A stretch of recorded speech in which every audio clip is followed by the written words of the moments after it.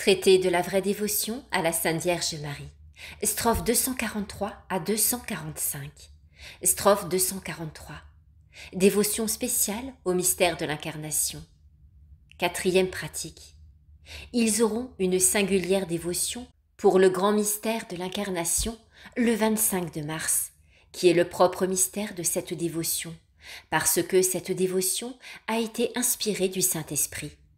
Premièrement, pour honorer et imiter la dépendance ineffable que Dieu le Fils a voulu avoir de Marie, pour la gloire de Dieu son Père et pour notre salut, laquelle dépendance paraît particulièrement dans ce mystère où Jésus-Christ est captif et esclave dans le sein de la divine Marie, et où il dépend d'elle pour toutes choses. Deuxièmement, pour remercier Dieu des grâces incomparables qu'il a faites à Marie, et particulièrement de l'avoir choisie pour sa très digne mère, lequel choix a été fait dans ce mystère. Ce sont là les deux principales fins de l'esclavage de Jésus-Christ en Marie. Strophe 244. Remarquez s'il vous plaît que je dis ordinairement l'esclave de Jésus en Marie, l'esclavage de Jésus en Marie. On peut, à la vérité, comme plusieurs ont fait jusqu'ici, dire l'esclave de Marie, l'esclavage de la Sainte Vierge.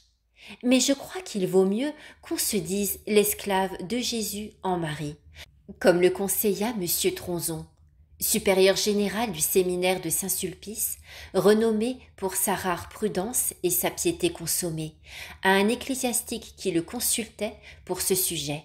En voici les raisons. Strophe 245.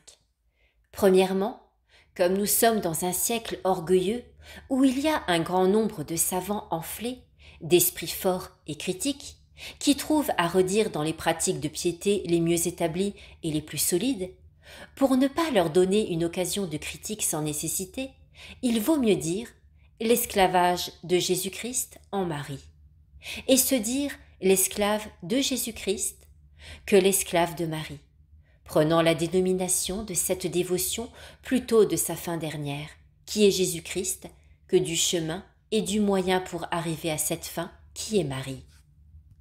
Quoi qu'on puisse, dans la vérité, faire l'un et l'autre sans scrupule, ainsi que je fais.